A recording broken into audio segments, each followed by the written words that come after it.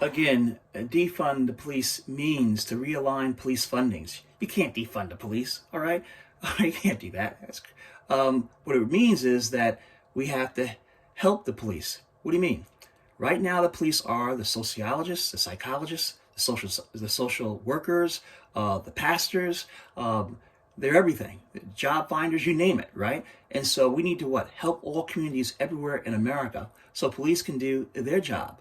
All right. So they don't have to be sociologists, psychologists, anthropologists, social workers, et cetera, et cetera, et cetera.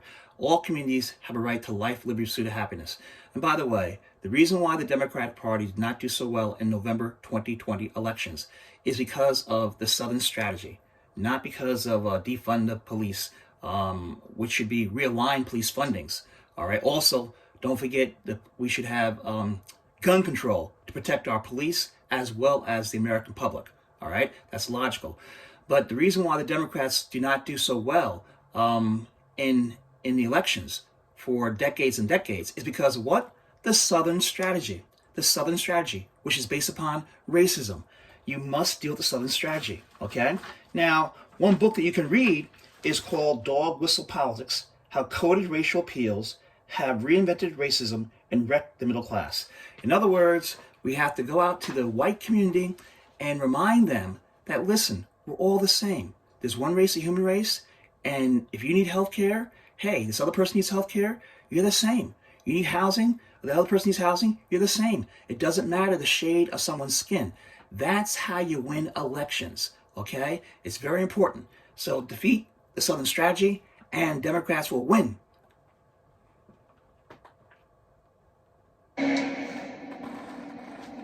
Well, before the break, I spoke about the phrase defund the police. Joining me now for more on that, and by the way, this is the beautiful city of Portland you're looking at. Joining me now for more on that is Portland, Oregon City Commissioner Joanne Hardesty. She was the first black woman to sit on Portland City Council. Also joining me is Brittany Pacman Cunningham, the founder of Love and Power Works, an MSNBC contributor, the host of the podcast Undistracted, and an expert on policing as well. But thank you to both of you. Good morning to both of you. Joanne, let me start with you, because part of what this thing has come down to is people who embrace the phrase defund the police are accused of being people who want to eliminate the police, abolitionists of police. You believe that that's inaccurate? It is absolutely inaccurate. There's a big difference between redirecting public resources to totally eliminating police. And I'm old enough to not believe that abolition will happen in my lifetime.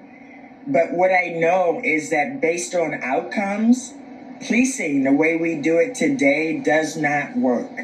It does not solve crime. It does not prevent crime. And what it does is actually exacerbate a lot of social ills in our community. Brittany, let's talk about this. What does success look like? You studied this issue well. What should happen? We've been pushing more and more public money into policing, largely because as security issues become bigger things, we think that the way to solve them is policing, when in fact, in many cases, it was mental health or substance abuse counseling or domestic violence issues. How do we solve this, Brittany? You know, when activists use phrases like divest or defund the police, we're ultimately talking about re-envisioning public safety. We're not talking about, as I've said so often, Gotham without Batman. We're talking about actually building strong communities from the ground up. And frankly, this conversation, in my opinion, isn't about language at all. It's about action. So very simply, the conversation has expanded. And no matter how you describe it, at the very least, Americans have declared what they want the outcomes to be and are largely in favor of alternatives to policing and incarceration. So these are important numbers, Allie. According to the Prison Policy Initiative, there is broad support for these alternatives. Nearly 80% of people surveyed want 911 to be directed to mental health services and substance abuse support.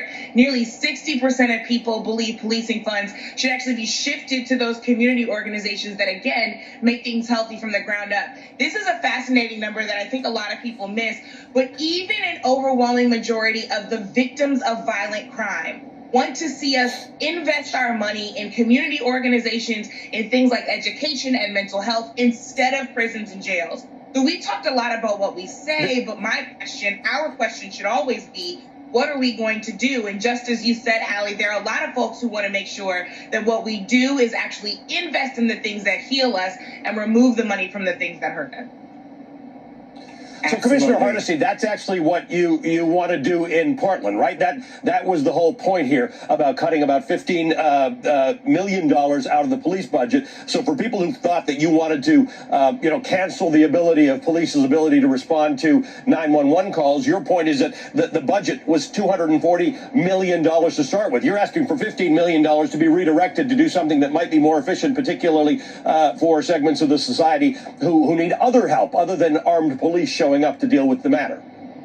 No question. And in fact, I got $15 million cut out of the budget earlier this year.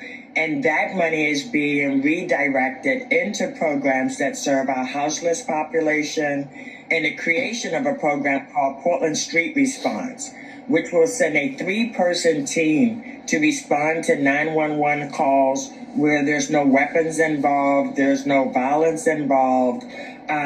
Because, I managed the 911 call center in Portland, and the biggest increase over the last 5 years in calls to 911 are for unwanted people. Sending an armed response for unwanted people has proven to be deadly for some folks. So what do you mean when you say unwanted? It could be someone who looks disheveled, someone who is suffering from a mental health issue, or someone who, quite frankly, just doesn't have a safe, affordable place to lay their head at night. And so when we send people with weapons and people with aggressive interventions, what we end up with is more community violence. The community wants responses like Portland Street Response, which will send a qualified mental health professional, a EMT, and a peer supporter, a 3-person team to go out and help people be as safe as they can be where they are. Our big problem is we don't have mental health treatment when people need it. We don't have housing people can afford to live in. We don't have enough living wage jobs that people can take care of their families. And so the outcome of that is we have an explosion of houseless people. Well, bringing the police into that mix makes no sense, right? Because so what do? We arrest them. So now they have a criminal conviction and they really can't get housing, right? They really can't get employment that will support their family. And that has been, that's the problem, because that's been the conversation. I think a lot of people are fearful with the term defund because what they want to know is what's going to replace it. And the reality is that we can't think of it as a one-for-one exchange. We have to acknowledge that we have squandered hundreds of millions of dollars into a public safety system that does not keep us safe. That's why one of my initiatives is rethink community safety. Community safety looks different based on the color of your skin, your socioeconomic status. And so that's the conversation we have to have, right? And then we say, and what role does police play in that, right? Because we will still have crimes that police must solve, right? And that's where they should be focusing their energy and their resources. I could go on, but you and Brittany. No, well, but you know what? You and Brittany bring the nuance to this conversation that is exactly what we need. And frankly, I think that might have been the point Barack Obama was making. This is a long sentence conversation. It needs long discussions, and it's discussions we need to have. And what you described, that what you're doing in Portland, seems to make a lot of sense. And by the way, for taxpayers, it probably costs less than the other way, than throwing somebody into the criminal justice system and making criminals out of people who just don't have a place to sleep, or have a substance abuse problem, or have a mental health problem, or need some other sort of counseling. So thank you for the complexity that you bring to this thing. As always, Brittany, thank you for the complexity and great thought that you bring to it. Joanne Hardesty is the city commissioner in the city of Portland, Oregon. Brittany Pacman Cunningham is the founder of Love and Power Works. Follow them both because they really are thinking about this. Brittany's also the host of the podcast Undistracted. Well, these protests. Well, let me mention this, that all human beings on this planet called Earth have a right to life, liberty, and a pursuit of happiness. And in fact, Jesus said, I am come that they might have life and have it more abundantly. And we need programs to uplift lives all across America and really across the world. Remember, when it comes to crime, that our neighborhoods are still segregated. So there's white on white crime, okay? So most crimes committed in the white community are by white people themselves. You can check the FBI statistics on that. But we need to stop crime everywhere. And we need programs everywhere. Don't forget, there's 66 million poor or low wealth white Americans. And then I think, 26 million African Americans who are poor or low wealth. Now listen, we need programs to help people. So Democrats, when you talk to the evangelicals, what you need to do is lift up Matthew chapter 25. It's one reason why you're not doing well with the evangelicals. You should be doing well, all right? And you lift up Matthew chapter 25 and verses 34 to 36. Then the king will say to those on his right hand, come, you blessed of my Father, inherit the kingdom prepared for you from the foundation of the world. Undistracted. Well, these protests and a month-long pandemic have left Portland's small businesses with an uncertain future, but For I was hungry,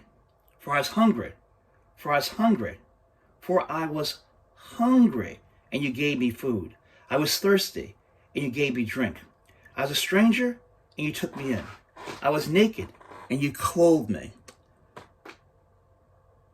I was sick, and you visited me. I was in prison, and you came unto me.